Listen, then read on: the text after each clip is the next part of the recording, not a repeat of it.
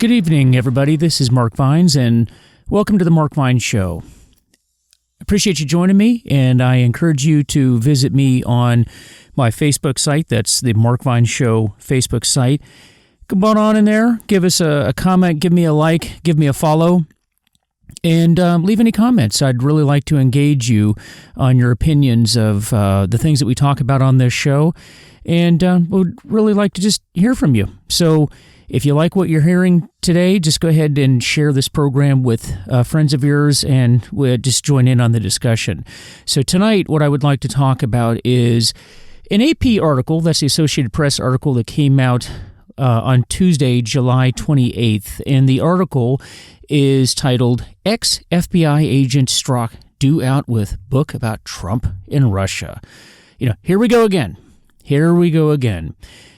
Going back to Russia, and the fact that this book is going to be released a couple of weeks before the election does not escape my notice, I can tell you that. And I want to go through this article and break some of this stuff down, because I can tell you this guy, Peter Strzok, was an absolute disgrace to the FBI, and I find him offensive.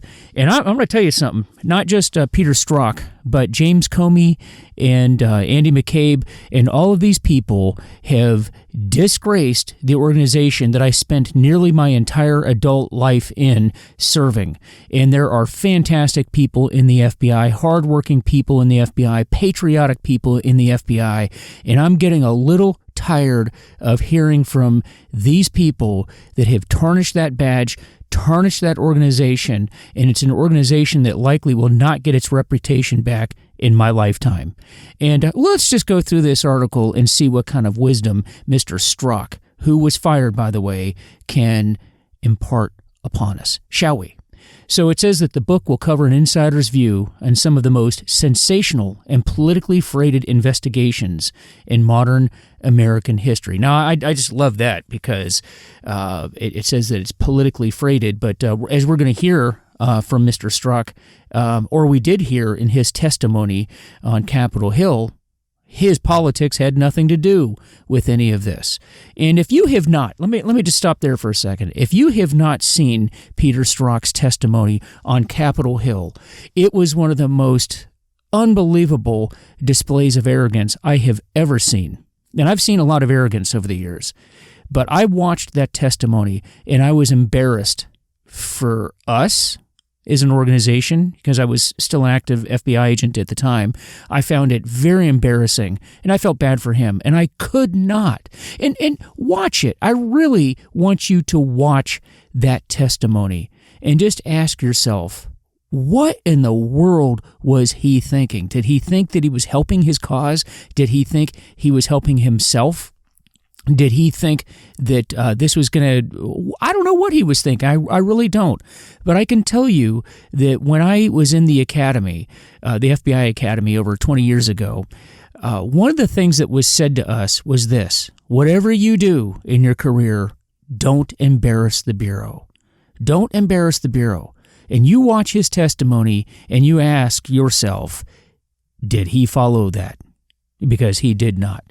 So it goes on. It says, former FBI counterintelligence agent Peter Strzok, who played a key role in the Russia investigation, but whose pejorative text messages about Donald Trump during the 2016 campaign made him a target of the president's wrath, is releasing a book on his concerns the president could be compromised. Now listen. As we go through this article, I'm going to educate you on some things about the FBI and how things work in the FBI. Now, Peter Strzok is releasing a book about a case that he worked on. And I think that's important here. Now, the reason for that is there is nothing that you're going to hear from me on this program about a case that I ever worked in my career.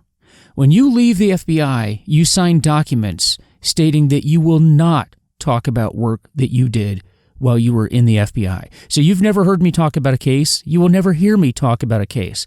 I may talk about the culture. I may talk about, just different aspects about my career, what I liked, what I didn't dislike, and but I will not talk about a case. And this guy wrote an entire book, as did James Comey, and as did Andy McCabe, And as we're going to see, Mr. Wiseman, who is part of the Mueller probe, is also going to be releasing a book. And here's my question. Did these people get these books approved by the FBI to be released? Because you know that you have to do that. If you write anything about the FBI, about your workings in the FBI, you have to get approval to do that. So how in the world are all these people writing books about cases that they were on? And what I like, or I don't like actually, is the fact that these people had, like for example, in the Mueller investigation, we have an entire report that said that there was no collusion between President Trump and the Russians. We have an entire report. $40 million. Do you guys realize that you spent $40 million to pay for this? And we went through 3.5 years of misery, and it was determined that there was no collusion between the President Trump and the Russians. But now we've got to get a book explaining that whole process and explaining what happened and possible compromise between the president and the Russians. What else do we need to hear about this? But my question is, Mr. Strzok, did you get this book approved? Somebody from the Department of Justice, contact me and let's have a conversation about that, because it is something that has to be approved. You and I both know it. And my question is, did that happen? All right? So the title of the book is Compromised: Counterintelligence and the Threat of Donald J. Trump. Is due out September 8th, which is right before the election. And it's going to be published by Houghton Mifflin Harcourt Books and Media. And this is according to the Associated Press. That's what I'm reading from here. So the book will offer an insider's view on some of the most sensational and politically freighted investigations in modern American history, including into whether the 2016 Trump campaign coordinated with Russia. Now, I thought we settled that. To sway the presidential election. Due out 2 months before the November election, no surprise there, the book adds to the list of first-person accounts from other senior FBI Justice Department officials during the Trump era. Now, you do realize that most, if not all of these people have been fired, and some of them may be indicted here. So let me just throw that little editor's note in there.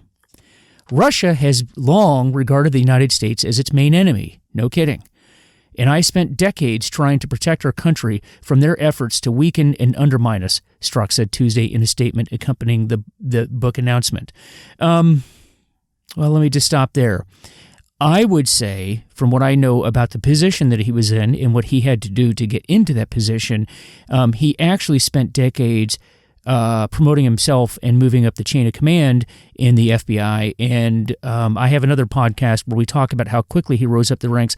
I don't think Mr. Strzok really worked on anything of any substance other than Mr. Strzok's own advancement within the organization. But that being said, let me continue.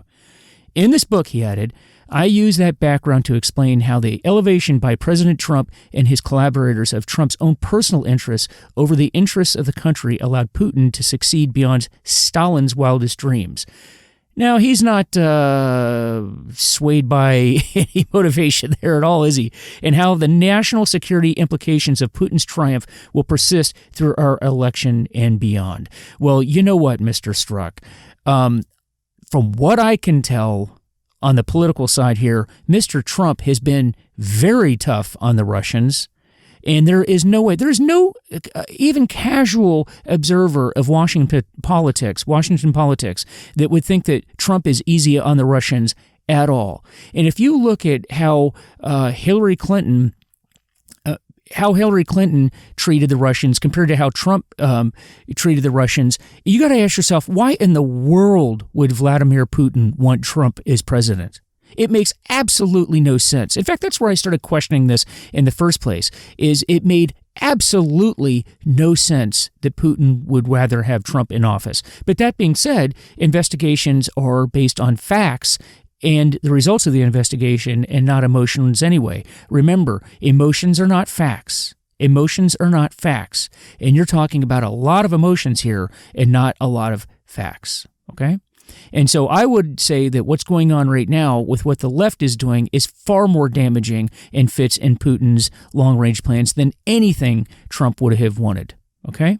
So now, It goes on. As a senior counterintelligence agent with more than 20 years at the FBI, Strzok helped lead the investigation into whether Democratic presidential candidate Hillary Clinton mishandled classified information on the private email server she relied on as Secretary of State. The FBI ultimately recommended against criminal charges. Now let me break that down here for a minute. No, he didn't lead that investigation. Strzok conducted the investigation. He did not lead it. He conducted it. Now, the difference is the investigations in the FBI are conducted by agents, that is their daily job, to do investigations. He being Strzok, was a deputy assistant director at the time, and I never in my entire career saw a deputy assistant director actually conducting interviews and investigations. It doesn't happen. He is the only person I've ever heard doing that. So he didn't lead it. He ran it and he micromanaged it. And time will tell as to what he did to influence people that were under him. But he ran that investigation, and he was there for the interviews, conducting the interviews, which he also did with Flynn and others, which is very unusual. Not only have I not seen a deputy assistant director do that, but I don't know anybody who does know where a deputy assistant director had conducted interviews. And by the way, he was doing this from headquarters, which was something else I had never seen in my entire career.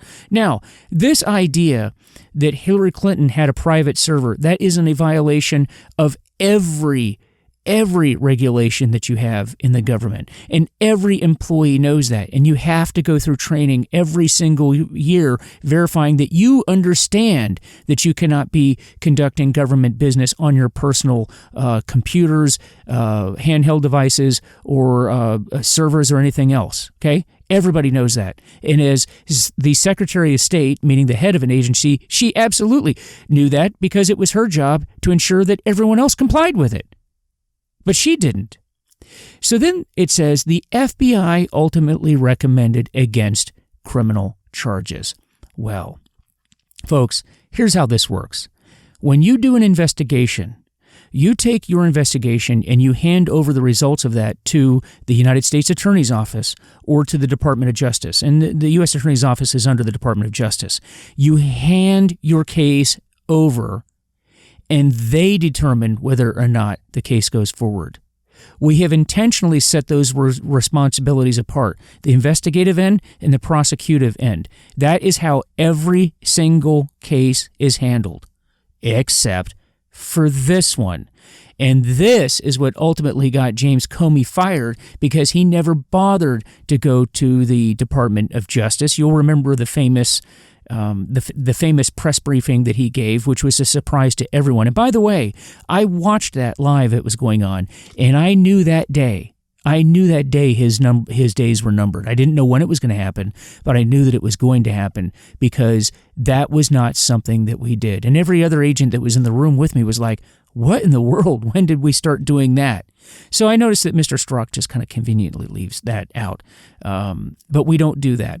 And he did that on purpose because he didn't want to hand it over to the Department of Justice because he knew that there would have been a conviction. And oh, by the way, if you go read the press reports, you can see that it was actually Mr. Strzok that had changed the language that would have supported one of the elements of one of the criminal violations that occurred. And he changed that on purpose so it wouldn't quite legally meet that threshold for that element. I'm just saying, okay?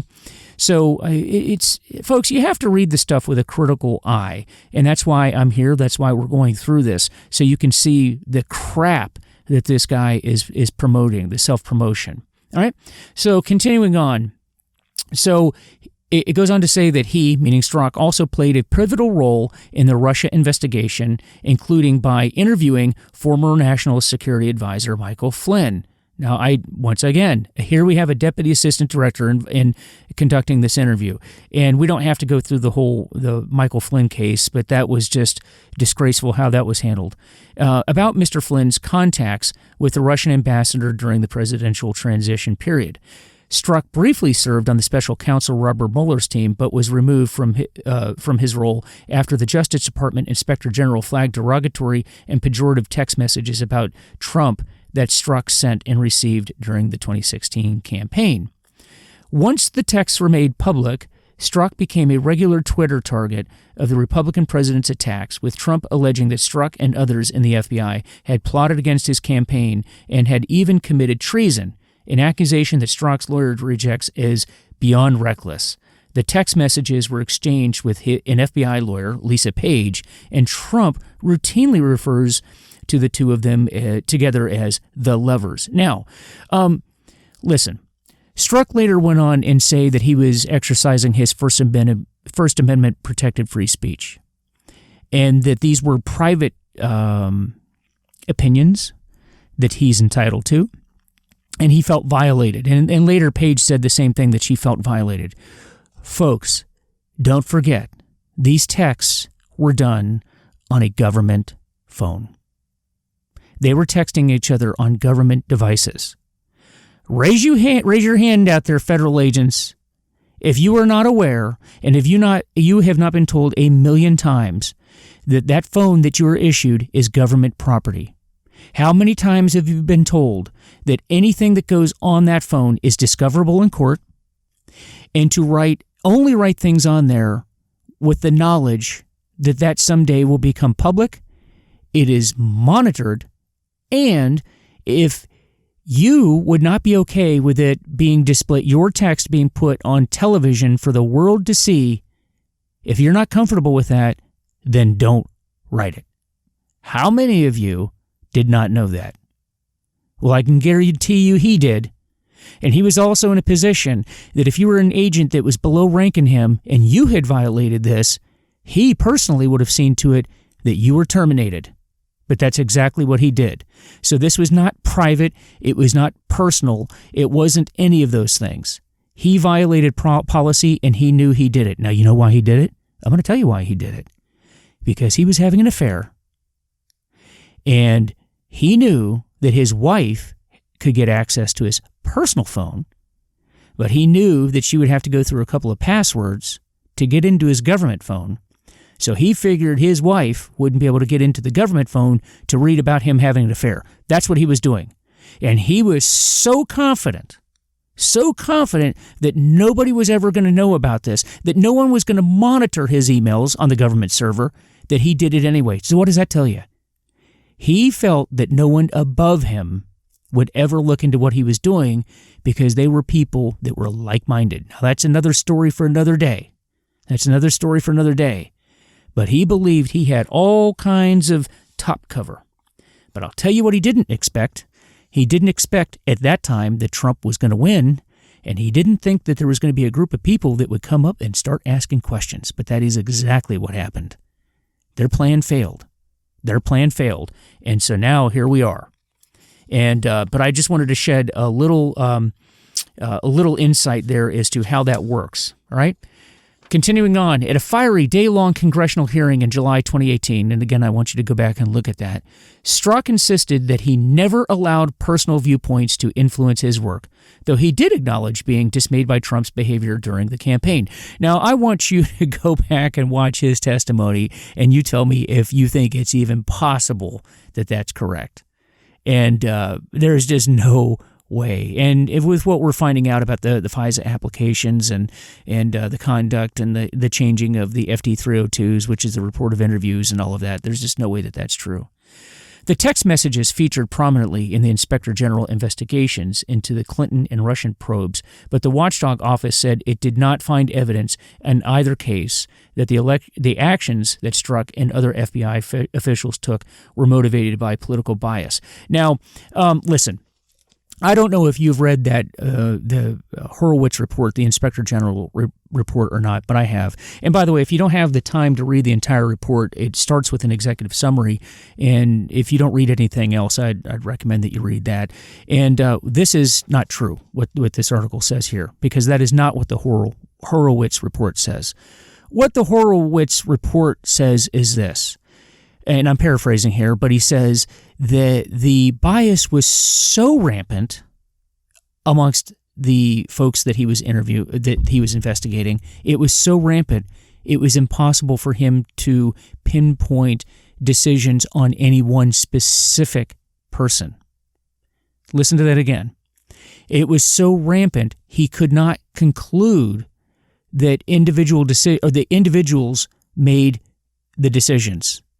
It was just rampant. In other words, it was a mess, that it would be nearly impossible for him and his team to figure out exactly who made what decision. And I will point out to you also that the Bureau really did not cooperate in this investigation. In fact, there's documents that haven't been turned over that were asked for to this day. And that's another story for another day. But this is patently false, what is said here in the article. Strzok was fired from the FBI in August 2018, though he has since sued over the termination. He remains a frequent target of Trump's scornful tweets. In a statement announcing the book, the publishing company said the Trump administration used his private expression of political opinions to force him out. And see, there we go again. His private expression of political opinions. Now, you are allowed to have your private political opinions. I've had my private political opinions for years. Everybody does. The problem is you don't express them at work, and you don't express them over government emails, and you don't express them on government time on those systems. And in fact, you do realize that when you're an active FBI agent, you're not supposed to be expressing your political views. There's the Hatch Act. There are very strict restrictions on that FBI agents and military personnel face that the rest of the community does not face. And I can tell you that's become very loose and almost not enforced in the FBI today. You're only hearing my political views today because I'm no longer in the FBI.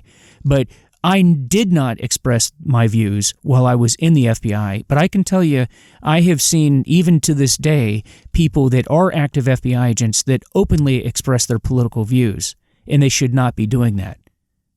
Absolutely should not be doing that. So in the article here, the AP is confusing the fact that there is a different standard when you are a federal agent. So they don't point that out. The problem is the public reads this stuff and they don't understand what I'm telling you. And if they understood that, they would see what the problem is. You cannot have somebody conducting what is essentially a public corruption investigation with such strong views and expressing those views on the government server. I mean, after all, you do realize that if there had been if any of these criminal prosecutions had gone to court, one of the first things that happens is all of these documents and emails and text messages are turned over to the defense. That's called discovery. It's the discovery process.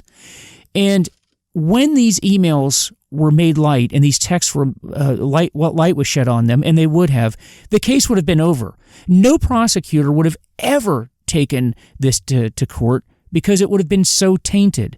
That's why you don't do it. You only put relevant information to the case on that server. And Strzok violated that absolutely. Absolutely. The only question I have is why it took so damn long to fire this guy. And my next question is why the hell he hasn't been prosecuted. But you have to understand that this would have never seen the light of day because no prosecutor would have moved forward with this because of Strzok and Page's behavior. Let's be very, very clear about that. It goes on to say, by that time, the statement added, Strzok had seen more than enough to convince him that the commander-in-chief had fallen under the sway of America's adversary in the Kremlin. Well, that's not what the Mueller report said, Mr. Strzok. Though Mueller did not allege a criminal conspiracy between, and I love that. You see here, they're already questioning this. Though Mueller did not allege a criminal conspiracy between Moscow and the Trump campaign, the publisher said that in the book, Strzok grapples with a question that should concern every U.S. citizen. When a president appears to favor personal and Russian interests over those of our nation, has he become a national security threat? It ends with a question. Has he become a national security threat? Former Director James Comey and former Deputy Director Andy McCabe have each released books that describe aspects of the Trump investigation. And then Andrew Weissman, a former Justice Department prosecutor who served on the Mueller's team, is due out with a book in September. Well, how convenient. How convenient. You did not make your point in the investigation, so now you've got to write a book to explain why you didn't include information in the report. Ladies and gentlemen, I'm going to ask you a question. I want you to look around at what's going on in America today. And you ask yourself who the enemy of the country is. Who is burning down courthouses? Who is burning down cities? Who is tearing everything in this country down? Who is damaging everything that you know, every tradition, questioning every institution that we have, trying to abolish agencies in the United States government, bad-mouthing the military, bad-mouthing the police, defunding the police? And I ask you, who is a danger to the nation? And who is trying to uphold the rule of law? Who is supporting our military? Who is supporting our law enforcement? Who is trying to uphold our traditions? Who? Just ask yourself that. Are you familiar with the term gaslighting? Gaslighting is when somebody has an issue, but they try to convince you that you have the issue. And after a while, when they accuse you long enough, you start to believe you have the issue when they're really the ones that have the issues themselves. That is what's going on here right now. This constant attack on this country. But they're trying to convince the people that are trying to uphold the country that they have the problem. And I'm going to ask you, who's the threat? With that, folks, I thank you for joining me. And again, visit the Mark Vines Facebook site. Love to hear from you. Again, like this podcast, spread it to your friends, and we will see you next time. Have a good night.